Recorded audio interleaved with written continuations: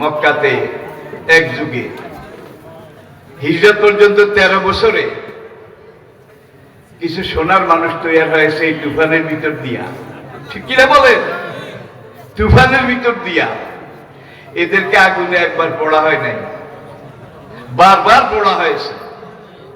এদেরকে জ্বলন্ত আগুনে, কয়লার আগুনে বারবার পোড়া হয়েছে, হাতুড়ি দিয়া মারা হয়েছে। যত পুড়েছে, যত মেরেছে, তাদের খাঁটিত্ব কমে গেছে। বাড়ছে ভাই, স্বর্ণের বলি এখন 80,000 টাকা। এই স্বর্ণটা শুরুতে কিন্তু এরকম চকচকে জকজকে লাল ছিল না, ছিল একটু চকলেট চকলেট, কালসা কালসা। ঠিক কিনা বলেন?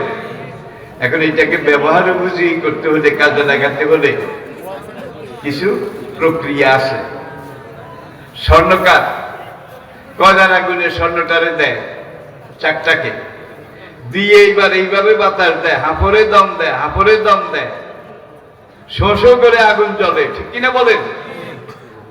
একটা চিমটি দিয়ে স্বর্ণের চাকটাকে জ্বলন্ত কয়লার ভিতরে ঢুকাই দিছে।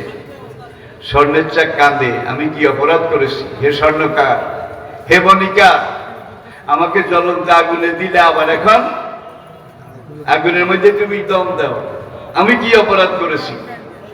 স্বর্ণকার বলে, উসপুর উসপুর, সবর কর, তোর দাম বাড়াই, তোর দাম বাড়াই, তোরে মারি না। এইবার চিমটি দিয়ে ধরে উঠাইছে, আগুন থেকে উঠাইয়া লোহার হাতলের উপরে নিয়ে 2.5 কেজি হাতুড়ি একটা যখন স্বর্ণের উপরে মারা আরম্ভ করেছে, স্বর্ণকার গেলাম গেলাম, এতক্ষণ আগুনে পড়েছে, এখন আবার হাতুড়ি দিয়ে শেষ।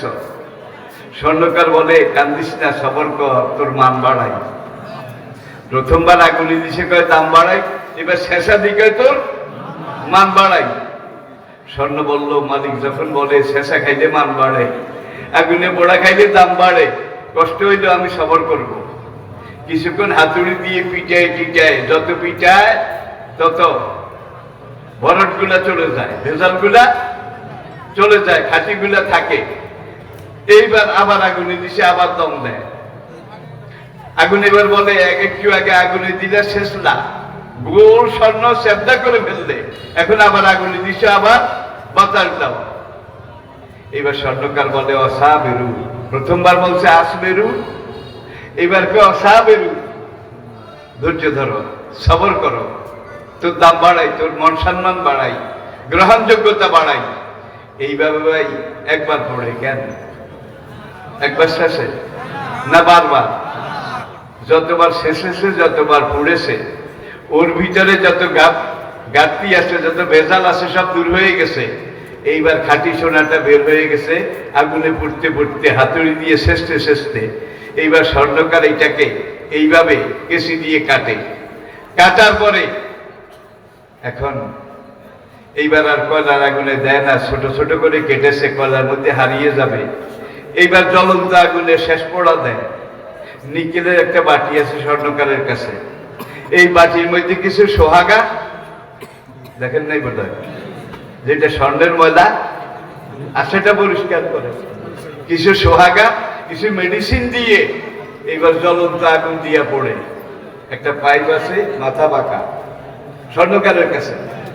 এইবার ওই বাটির মধ্যে, ওই মশলার মধ্যে, সোহাগার মধ্যে স্বর্ণের চাকটা দিয়ে এখান দিয়ে ফু দেয়, আগুনটা গিয়ে ডাইরেক্ট স্বর্ণের গায়ে লাগে।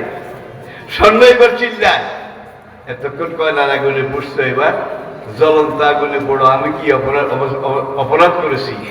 স্বর্ণকার বলে, এইবার শেষ পড়া, শেষ পড়া। এইবার পুড়ে টুড়ে আবার আগুন থেকে বের করেছে, বের করে চিমটি দিয়ে ধরে, ছোট্ট একটা হীরা ছুরি আছে, নরইনের অর্ধেক হবে, নরইনের অর্ধেক, এইটা দিয়া স্বর্ণ আবার চিল্লায়, এতবার আগুনে পড়লা, হাতুড়ি দিয়ে শেষলা, এবার আবার আমার বুকে এইভাবে ড্যাগার চালাও, ছুরি চালাও, আমি কি অন্যায় করেছি? স্বর্ণকার বলে, ডিজাইন করি, ডিজাইন।